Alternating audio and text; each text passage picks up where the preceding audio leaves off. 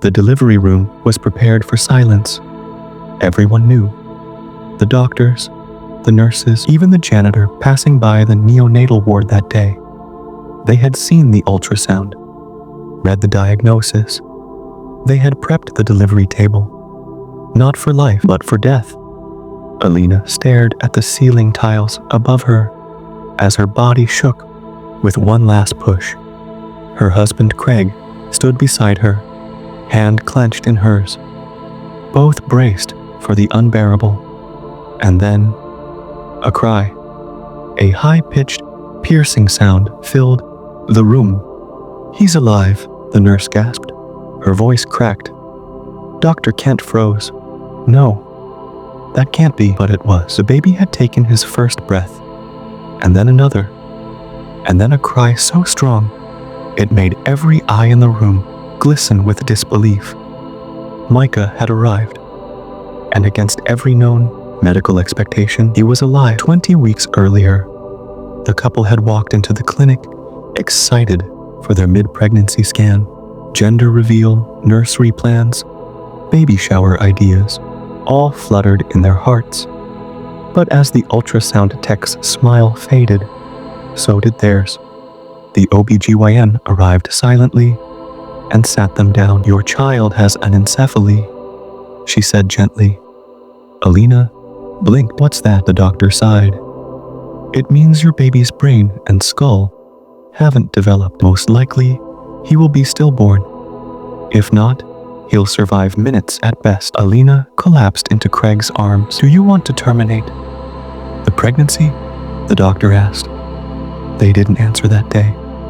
Alina spent the next month crying in the baby's room, still painting the walls, still folding onesies, but also writing goodbye letters. They bought a tiny casket. They met a hospice team to help plan a comfort-focused delivery. But Alina couldn't bring herself to terminate. "If he has a heartbeat now, that means something," she said. So they chose a name, Micah. It meant, "Who is like God?" Back in the hospital, Micah was placed on Alina's chest. She expected him to slip away within minutes, but he nursed.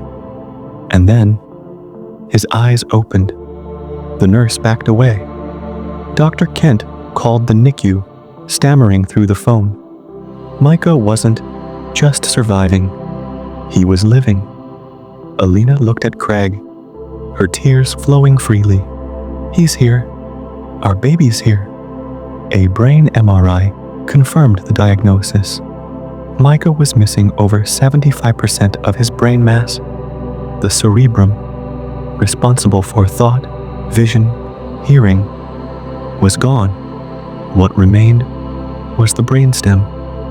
That tiny stem controlled his heartbeat, breathing, and reflexes. "He has just enough to survive," Dr. Kent said, baffled. But could he thrive? The answer was far more complicated than anyone imagined. More specialists arrived. Neurologists flew in from Denver, Chicago, even as far as Toronto. One of them said, "I've never seen a case like this, where the child was functional, not just alive." Another added, "This could rewrite parts of our neurology textbooks." The media caught wind. Headlines swirled. Brainless baby laughs and cries. Real-life miracle or misdiagnosis. But the doctors had seen the scans. This wasn't a misdiagnosis. This was something else. Life at home was far from normal. Micah couldn't see, couldn't hear, couldn't speak, but he could feel.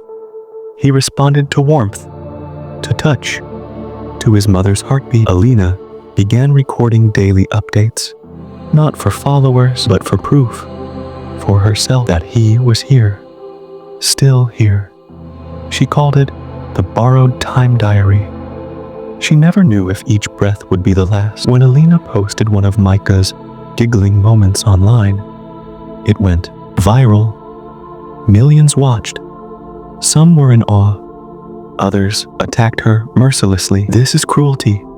Let him go. They're keeping a vegetable alive for attention." But she ignored them. She focused on the thousands who messaged with love, with hope, with their own stories of loss. Micah had become more than a child. He was a symbol. Micah had good days and terrifying nights. His breathing would stop. Alina and Craig took shifts holding him, praying, singing. Hospice nurses came weekly, but they were often surprised to find him still there, still smiling. Each day felt like a miracle, but the tension was unbearable. How long could this last? The question echoed across forums, podcasts, and even medical conferences. Was Micah a fluke? A miracle? A misunderstood diagnosis? Some neurologists hypothesized that a small amount of cerebellum may have adapted to take on other functions, a phenomenon known as neuroplasticity. Others believed his brainstem alone had become hyperfunctional. But there was no conclusive answer. On Micah's second birthday, Alina dressed him in a little blue sweater. Friends and family gathered with cake, balloons, and cautious joy. He laughed once that morning. By afternoon, his breathing slowed. By evening, his heartbeat faded in her arms. There was no pain, no panic, just a silence that felt like the closing of a book. He was gone, but he had given them 2 years. 2 impossible, precious years. His case was written up in multiple journals. It was dissected in classrooms. Still, no one could explain how Micah had defied biology. Dr. Kent presented his case to a Harvard panel. A leading neuroanatomist stood and said, "This child challenges everything we think we know about the brain." Micah's story led to the establishment of a neonatal palliative care program in 3 hospitals. Parents who once faced silent deaths now had support, comfort, and a choice. His life was not in vain. Alina now travels the country speaking to parents, students, doctors. "Micah never said a word," she tells audiences, "but he changed more lives than I ever will."